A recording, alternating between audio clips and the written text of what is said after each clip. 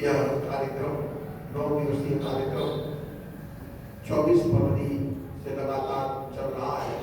आज इस कार्यक्रम का अंतिम दिवस है। आज के दिन हम माता कृष्णा देवी जी की पुण्यतिथि ये आए भी मनाएंगे और इस कार्यक्रम का समापन भी होगा। 9 दिन व्यतीत हो चुके हैं। अंतिम दिवस की सायंकालीन सभा चल रही है। अभी आपने ब्रह्मचारियों का सुंदर भजन प्रवचन और वैदिक संध्या प्रस्तुतिकरण देखा है। अब हमारे बीच सहारनपुर की पवित्र धरती से पधारे हुए आचार्य राजवीर सिंह आर्य जी का सुंदर भजन जो हम लगातार 8 दिनों से सुनते आ रहे हैं, आज समापन दिवस पर भी उनका भजन हमें सुनने को प्राप्त होगा। अब 6:30 बज रहे हैं, 7:45 बजे तक आचार्य जी का भजन प्रस्तुत होगा। आप सभी से निवेदन है कि शीघ्र सभा मंडप में उपस्थित होने की कृपा करें। आचार्य जी का भजन अब प्रारंभ होगा। आचार्य राजवीर सिंह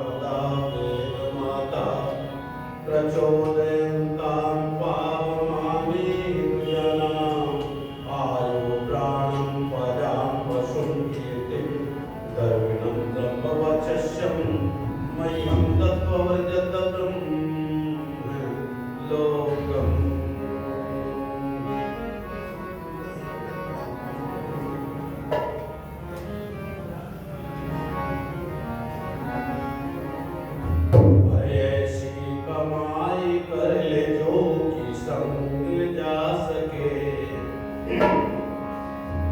ऐसी कमाई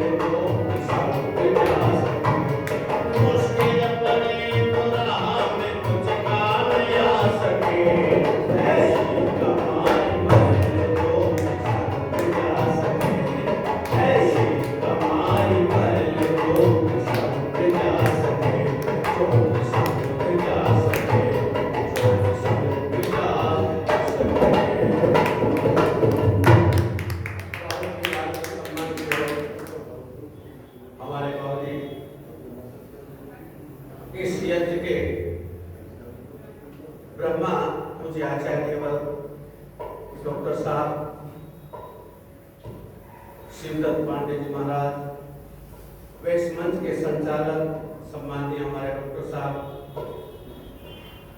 विनय कुमार प्रणवाचार्य जी, वे हमारा एक परिवार सम्मानित श्री रणजीत सिंह जी, रामकृष्ण कुमार जी और पूरा परिवार, हमारे कर्मचारी जी जो बहने भोजन बना रहे हैं, भोजन माता, सभी का हार्दिक की गहराई से अभिनंदन स्वागत।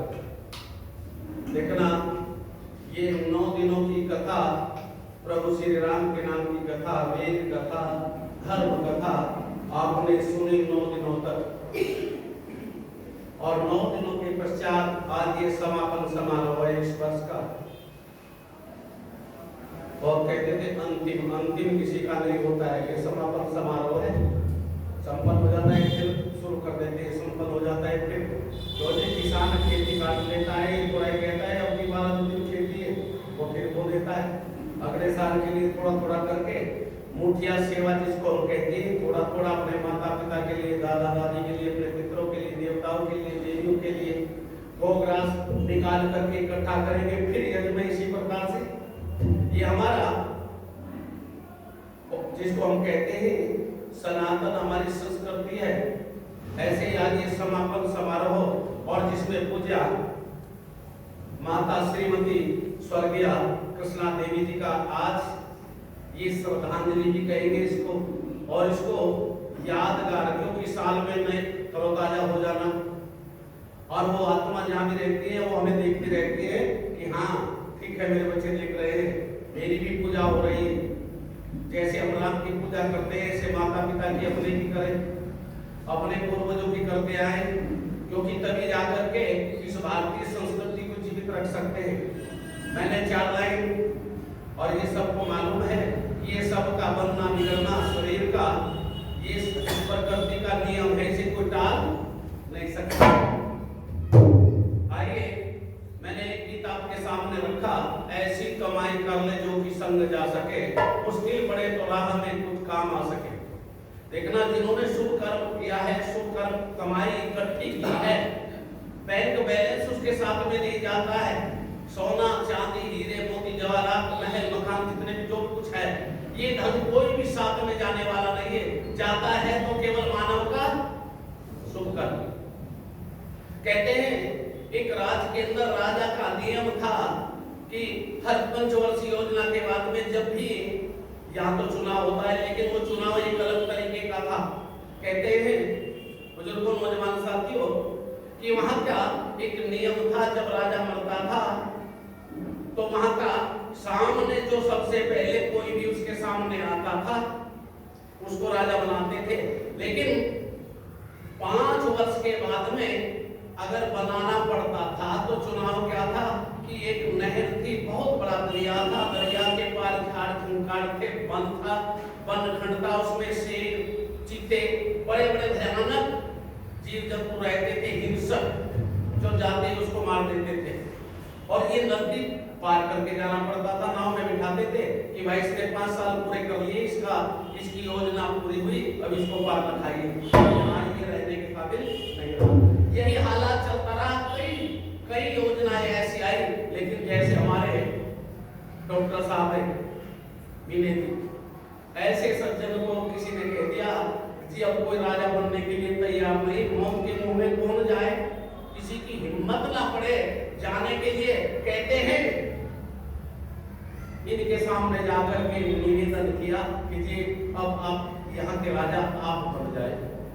इसने कहा भाई मुझे ऐसे रहने दो, अच्छा अपने परिवार में बैठ कर के यज्ञ कर लेता हूँ, मुझसे ये जिम्मेवारी नहीं उठाई जाएगी, नहीं निभाई जाएगी। इसने कहा महाराज आपसे अच्छा कोई नहीं।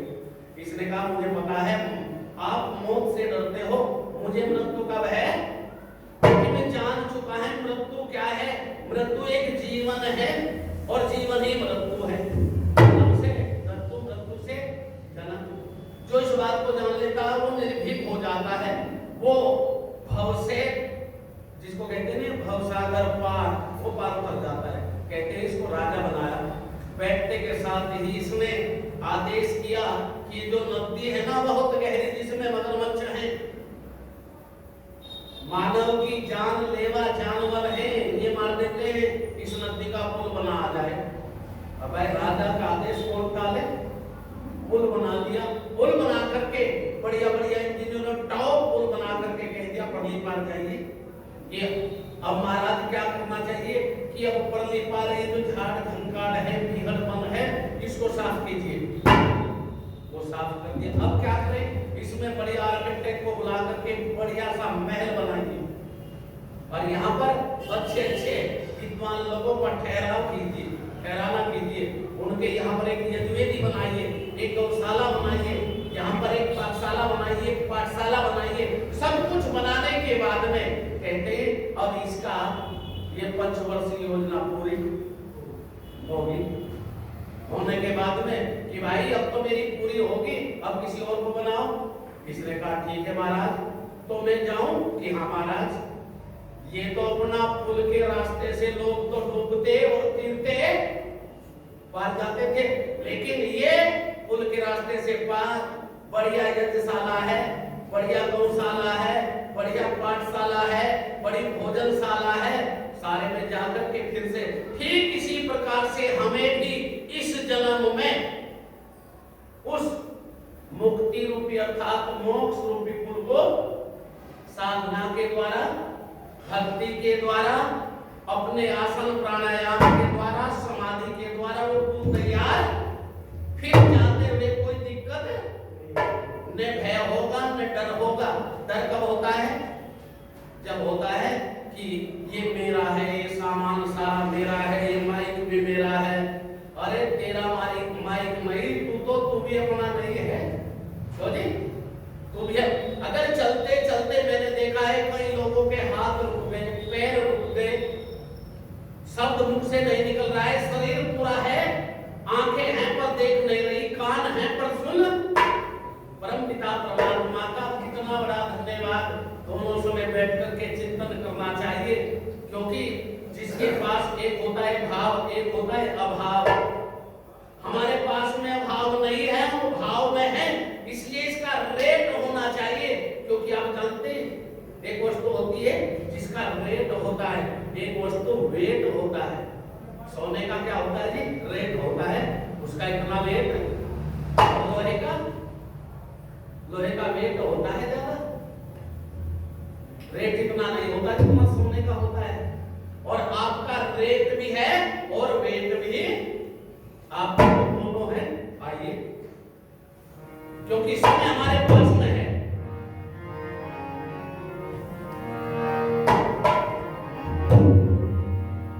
जगत में समय बड़ा बलवान, जगत में समय बड़ा बलवान, जगत में